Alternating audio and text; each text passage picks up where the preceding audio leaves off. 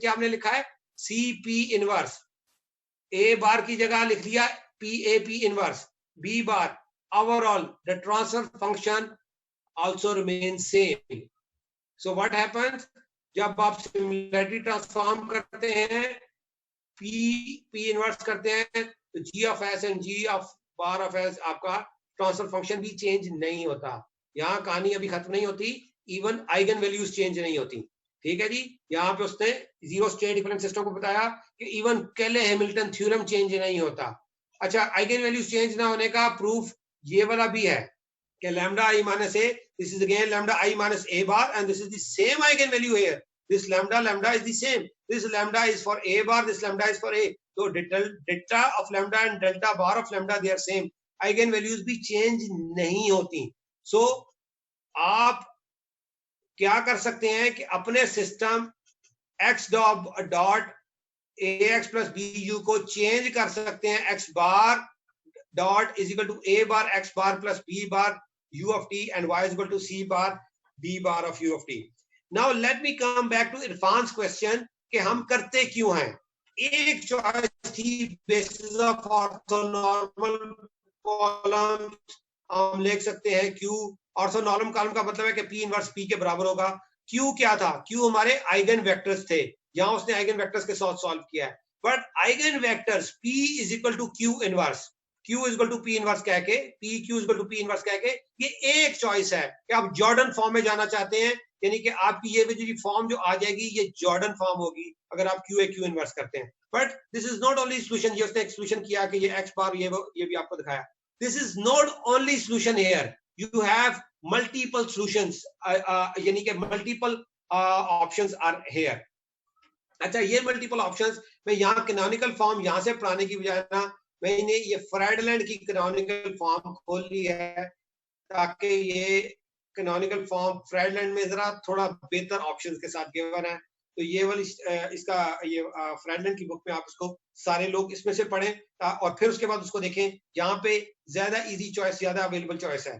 ठीक है, इसने जॉर्डन वाली को आखिर में एक्सप्लेन किया है और लीनियर वाले ने जॉर्डन वाले को पहले एक्सप्लेन किया है. डजंट मेक अ डिफरेंस, हम फ्राइडलैंड से पढ़ के दोबारा उधर भी आते हैं. फर्स्ट कंपेनियन फॉर्म जिसको हम कंट्रोलेबल कैनोनिकल फॉर्म भी कहते हैं, फर्स्ट कंपेनियन फॉर्म जिसको कंट्रोलेबल कंपेनियन फॉर्म भी कहा जाता है, ये क्यों यूज होती है? अगर आपने किसी सिस्टम का कंट्रोलर डिजाइन करना हो तो ये कंपेनियन फॉर्म हेल्प करती है कंट्रोलर डिजाइन करने में. यानी कि A B C D matrix ऐसे बना दिए जाएं कि जो कंट्रोलर डिजाइन बड़ी आसानी से निकाल दें. तो ये उस फॉर्म को, ये कंपेनियन फॉर्म उसमें हेल्प करती है. इसको कहते हैं कंट्रोलेबल कैनोनिकल फॉर्म. ये कंपेनियन फॉर्म वो होती है कि जिसमें y ऑफ s में ऊपर न्यूमरेटर में 1 और नीचे बाकी इस तरह हो. ये इस मैथमेटिकल डिटेल की उसने यहाँ पे फिगर दी हुई है कि this is how this companion form is establish.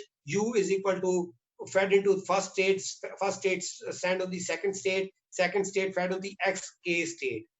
अब आप उसको राइट टू लेफ्ट भी लिख सकते हैं, इन स्टेट्स को लेफ्ट टू राइट भी लिख सकते हैं. मतलब क्या है, कोई बंदा लिखता है z is equal to x1 x2 x3 x4 x5. दूसरा साहब आते हैं वो कहते हैं कि z is equal to x5 x4 x3 x2 x1.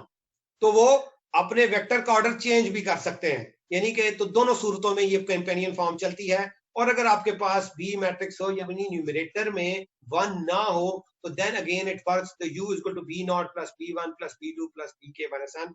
तो h of s is 1 over this thing और ये b0 और ये b. अब यहाँ पे जो इंपॉर्टेंट चीज नोट करने की है, काइंडली पे अटेंशन हियर, जो इंपॉर्टेंट चीज नोट करने की है, this is the b0. Numerator का ऑर्डर हमेशा डिनोमिनेटर से कम होगा या बराबर होगा. न्यूमरेटर का ऑर्डर बड़ा नहीं हो सकता. न्यूमरेटर का ऑर्डर डिनोमिनेटर के ऑर्डर से बड़ा नहीं हो सकता. अगर न्यूमरेटर का ऑर्डर डिनोमिनेटर के ऑर्डर से बड़ा होगा तो वो रैशनल फंक्शन नहीं होगा, वो ट्रांसफर फंक्शन नहीं होगा. ट्रांसफर फंक्शन की कंडीशन है कि it's a rational polynomial function, यानी कि order of numerator is equal और less than the order of denominator. अब मसला ये है कि ऑर्डर ऑफ डिनोमिनेटर जो है वो जो भी है, order of denominator s raised to power k इधर लिखा हुआ है, which is s raised to power n, a raised to a1 s n minus 1 और a raised to power n, अगर आप k की बजाय n की फॉर्म में जाएं, it has to be a monic polynomial. We have discussed this thing. It has to be a monic polynomial. And what it means by monic polynomial?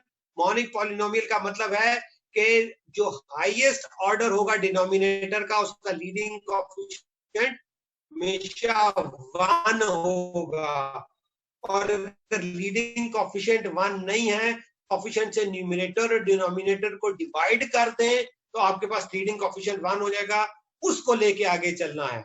This is very important and very standard. Please note that कि denominator में आपका leading coefficient हमेशा 1 होगा. अच्छा, अब denominator में leading coefficient हमेशा 1 होगा तो न्यूमरेटर में होना जरूरी नहीं है. न्यूमरेटर में अगर order of S of N और ऑर्डर ऑफ एस ऑफ के बराबर हुए तो यहाँ पे कोएफिशिएंट आएगा B naught. This is very important coefficient B naught by the way. अब आपके पास x1 dot is equal to x2, x2 dot is equal to x3, xn minus 1 dot is equal to xn and xn dot is equal to minus an x1 minus an minus 1 x2 so and so forth. ये exactly वो example बन रही है जो example हमने शुरू में state space पढ़ते हुए सॉल्व की थी. And y equal to x1. अब आप ये देखें तो आपके पास A मैट्रिक्स इस तरह का मैट्रिक्स बनता है. इस मैट्रिक्स की हमेशा 3 कंपेनियन फॉर्म में, 4 कंपेनियन फॉर्म बनती हैं. 2 कंट्रोलेबल की सॉल्यूशन है और 2 ऑब्जर्वेबल का सॉल्यूशन है. मैं आपको बताता हूं. इसमें जो चीज याद रखने की है, एक n-1 का वेक्टर हमेशा 0 होगा, एक n-1 का आइडेंटिटी मैट्रिक्स होगा, और बाकी जो कोएफिशिएंट हैं डिनोमिनेटर के, जो कोएफिशिएंट हैं डिनोमिनेटर के, डिनोमिनेटर कौन सा?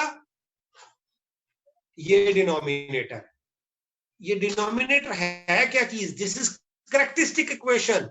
The denominator or transfer function is a characteristic equation. This characteristic equation, ये जो हमने यहाँ पे पढ़ी, ये वाली characteristic equation, ये characteristic equation होती है जो डिनोमिनेटर में आती है. ये characteristic equation होती है जो कि ट्रांसफर फंक्शन का डिनोमिनेटर बनती है, और यही characteristic equation है जिसको हम यहाँ बात कर रहे हैं. इसके जितने कोएफिशिएंट हैं वो रिवर्स ऑर्डर में माइनस साइन के साथ ए मैट्रिक्स के साथ रिपीट हो जाते हैं, और इसमें जो आपका बी मैट्रिक्स होगा उसकी n-1 रोज जीरोज होंगी, और आखिरी वाली रो जिसके अंदर ये कोएफिशिएंट आए होंगे यहाँ पे 1 होगा, और सी मैट्रिक्स 1 होगा, और बाकी ये सारे के सारे 0 होंगे. ठीक है. इसका फायदा क्या है? जब हम चैप्टर नंबर 8 पे पहुंचेंगे, सॉल्यूशन निकालेंगे कंट्रोलेबल कैनोनिकल फॉर्म के साथ, तो आपको पता लगेगा कि ये सॉल्यूशन कंट्रोलर निकालना कितना आसान आ जाता है if we use this transformation.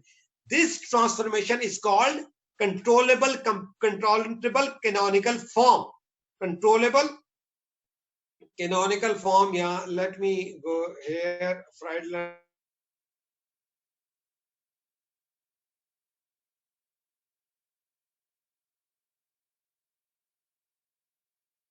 में हमें यहाँ पे फॉर्म दिया. मल्टीपल कंट्रोलेबल कैनोनिकल फॉर्म जो है वो ये रियलाइजेशन में ये आ जाता है, फिर कंट्रोलेबल कैनोनिकल फॉर्म दिस.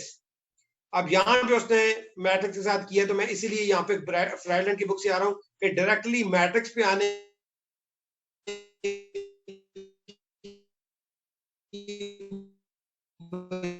जाए, ये चेन जो है directly multiple input multiple output पे चला गया. तो पहले मैं फ्राइडलैंड क्यों रिकमेंड कर रहा हूँ कि फ्राइडलैंड को पढ़ें. ये पहले सिंगल इनपुट सिंगल आउटपुट को समझाएगा, और फिर आप मल्टीपल इनपुट मल्टीपल आउटपुट पे जाएं. ठीक है. तो ये आपके पास इसकी कंपेनियन फॉर्म बनेगी. नाउ लेट्स से कि आपके पास choice of vector x1 x2 इस तरह नहीं लिखता बंदा. x1 dot is equal to x2, x2 dot equal to x3 नहीं लिखता. somebody write कि x1 dot is equal to a1 x1 x2 x2 ak xk plus u single input. ठीक है. और x2 is equal to x1 और so and so forth इस तरह आगे चलता है, और y को वो आखिरी स्टेट बनाता है. ये जो 2 रियलाइजेशन है, ये 2 रियलाइजेशन इस तरह है कि x1 ये वाला x1 x2 xn तक इस तरह